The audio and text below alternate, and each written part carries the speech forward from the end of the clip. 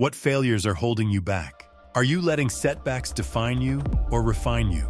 Lincoln's life reminds us that failure is not a tombstone, it's a stepping stone. Today, Abraham Lincoln is remembered as one of the greatest presidents in United States history. But behind the statues, speeches, and monuments lies a truth we often forget. He was a man who failed more than most, but refused to give up. And in the end, it wasn't his failures that defined him. It was his refusal to let them win. Now we can go on to one of his most historic comebacks. It was a cold night in 1860. Abraham Lincoln sat quietly in his Springfield home, waiting for news. The telegraph lines buzzed with results from across the nation. Moments later, a messenger burst through the door. "Mr. Lincoln," he said breathlessly, "you've won. You are the President of the United States." Lincoln leaned back in his chair, stunned. Memories flooded his mind. Business failures, lost elections, heartbreak, and poverty. How had a man who failed so many times risen to the highest office in the land? What if your entire life seemed like one setback after another? Would you give up, or would you keep going? Abraham Lincoln's story is proof that success does not come from avoiding failure, but from refusing to let failure be the final chapter. Lincoln was born in 1809 in a small log cabin in Kentucky. His family was poor. His mother died when he was just 9 years old. His father remarried, and young Abraham worked hard on the farm. Education was scarce. Lincoln attended school only for about a year in total, but he loved books.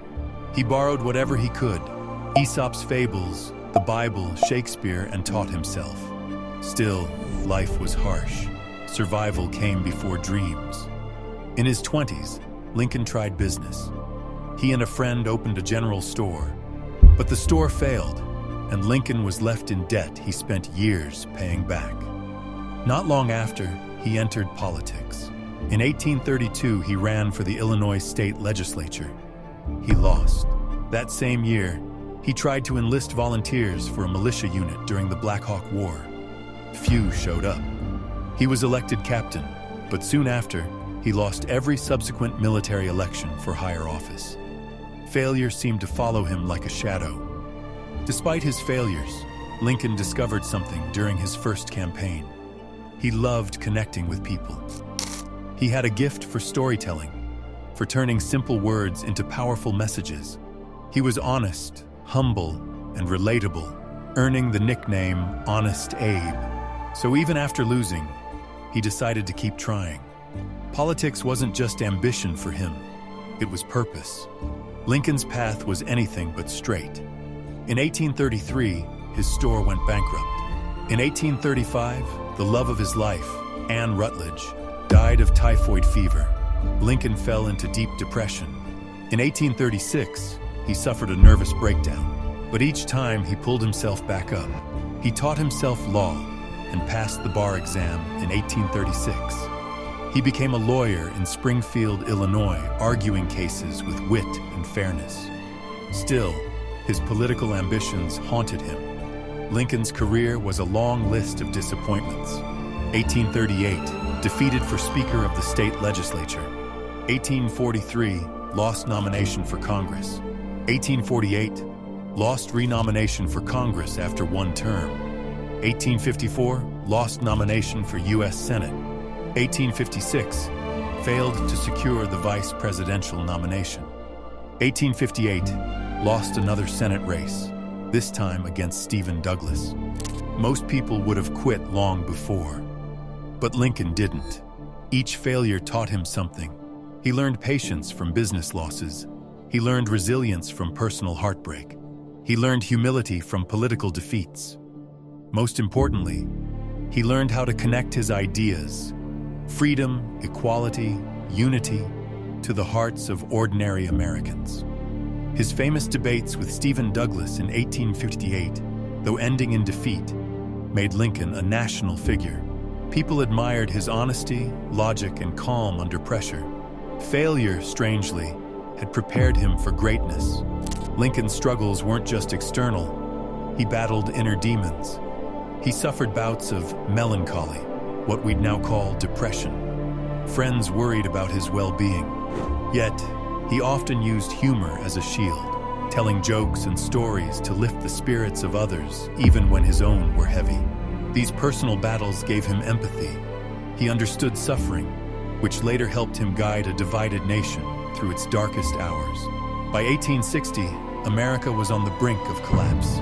The issue of slavery was tearing the country apart. Lincoln, though still considered a long shot, was nominated as the Republican candidate for president. Unlike many polished politicians, he was authentic. He spoke plainly, but powerfully. A house divided against itself cannot stand. People who once dismissed him now saw him as a leader who could hold the nation together.